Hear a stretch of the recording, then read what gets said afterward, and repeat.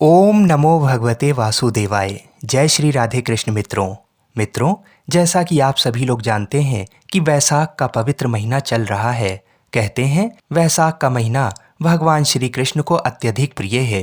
कहते हैं इस माह में स्नान और जल का दान करने से ही मनुष्य भगवान विष्णु का प्रिय हो जाता है और अगर इस माह के महात्म्य को सुन लिया जाए तो व्यक्ति अनंत पुण्यों का भागी होता है। तो आइए भगवान के चरणों का ध्यान करते हुए वैसाख मास महात्म्य के दूसरे अध्याय की कथा को सुनते हैं। नारद जी कहते हैं, वैसाख मास में धूप से तपे और थके मांदे ब्राह्मण को श्रमनाशक सुखद पलंग देकर मनुष्य कभी जन्म मृत्यु आदि के कलेशों से कष्ट नहीं पाता। जो वैसाख मास में पहनने के लिए कपड़े और बिछावन देता है वह उसी जन्म में सब भोगों से संपन्न हो जाता है और समस्त पापों से रहित हो मोक्ष को प्राप्त होता है।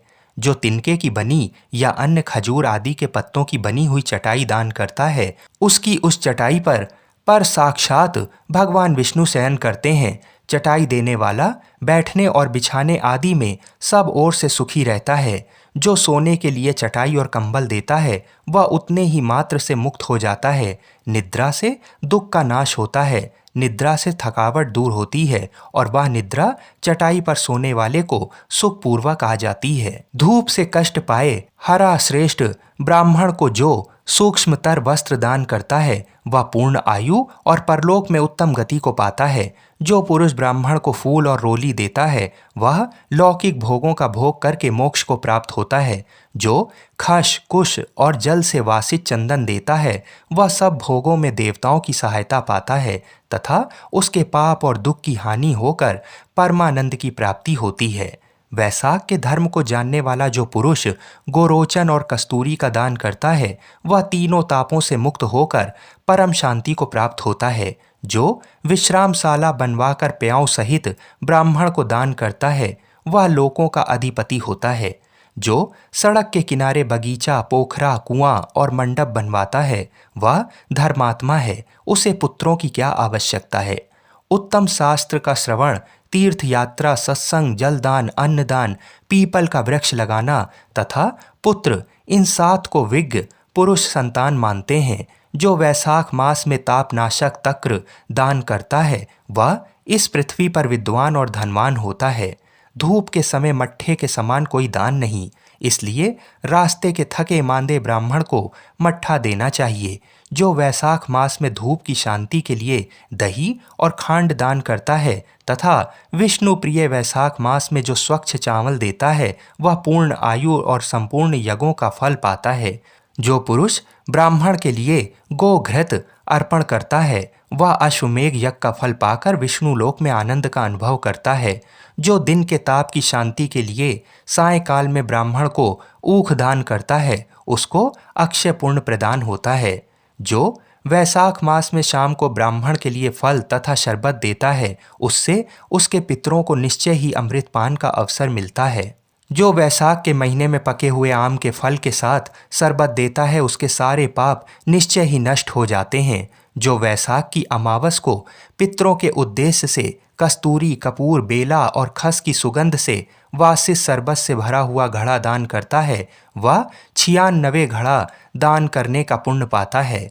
वैसाख में तेल लगाना, दिन में सोना, कांस के पात्र में भोजन करना, खाट पर सोना, घर में नहाना, निषिद्ध पदार्थ खाना, दोबारा भोजन करना तथा रात में खाना, ये 8 बातें त्याग देनी चाहिए। जो वैसाख में व्रत का पालन करने वाला पुरुष पद्म पत्ते में भोजन करता है वह सब पापों से मुक्त हो विष्णु लोक में जाता है। जो विष्णु भक्त पुरुष वैसाख मास में नदी स्नान करता है वह 3 जन्मों के पाप से निश्चय ही मुक्त हो जाता है। जो प्रातःकाल सूर्योदय के समय किसी समुद्रगामिनी नदी में स्नान करता है वह 7 जन्मों के पाप से तत्काल छूट जाता है। जो मनुष्य 7 गंगाओं में से किसी में उषः काल में स्नान करता है वह करोड़ों जन्मों में उपार्जित किए हुए पाप से निसंदेह मुक्त हो जाता है। गंगा, गोदावरी, यमुना, सरस्वती, कावेरी, नर्मदा और वेणी ये 7 गंगाएं कही गई हैं। वैसाख मास आने पर जो प्रातःकाल बावलियों में स्नान करता है उसके महापातकों का नाश हो जाता है। कंद मूल फल शाक, नमक, गुड़, बेर, पत्र, जल और तर्क जो भी वैशाख में दिया जाए वह सब अक्षय होता है। ब्रह्मा आदि देवता भी बिना दिए हुए कोई वस्तु नहीं पाते। जो दान से हीन है वह निर्धन होता है। अतः सुख की इच्छा रखने वाले पुरुष को वैशाख मास में अवश्य दान करना चाहिए।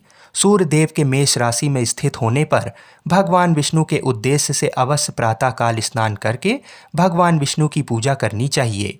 कोई महीरथ नामक एक राजा था जो कामनाओं में आसक्त और अजितेंद्रिय था। वह केवल वैशाख स्नान के सुयोग से स्वतः वैकुंठ धाम को चला गया। वैशाख मास के देवता भगवान मधुसूदन हैं, अतएव वह सफल मास है। वैशाख मास में भगवान की प्रार्थना का मंत्र इस प्रकार है।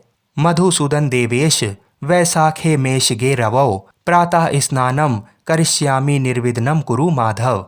हे मधुसूदन, हे देवेश्वर माधव, मैं मेष राशि में सूर्य के स्थित होने पर वैशाख मास में प्रातः स्नान करूंगा। आप इसे निर्विघ्न पूर्ण कीजिए। तत्पश्चात निम्नांकित मंत्र से अर्घ प्रदान करें। वैशाखे मेषगे भानौ प्रातः स्नान परायणा अर्घतेयम प्रदस्यामि ग्रहाण मधुसूदन। सूर्य के मेष राशि पर स्थित रहते हुए वैशाख मास में प्रातः स्नान के नियम में संलग्न होकर मैं आपको अर्घ देता हूँ। मधुसूदन, इसे ग्रहण कीजिए। इस प्रकार अर्घ समर्पण करके स्नान करें। फिर वस्त्रों को पहनकर संध्या तर्पण आदि सब कर्मों को पूरा करके वैशाख मास में विकसित होने वाले पुष्पों से भगवान विष्णु की पूजा करें। उसके बाद वैशाख मास के महात्म्य को सूचित करने वाली भगवान विष्णु की कथा सुने। ऐसा करने से कोटि जन्मों के पापों से मुक्त होकर मनुष्य मोक्ष को प्राप्त होता है।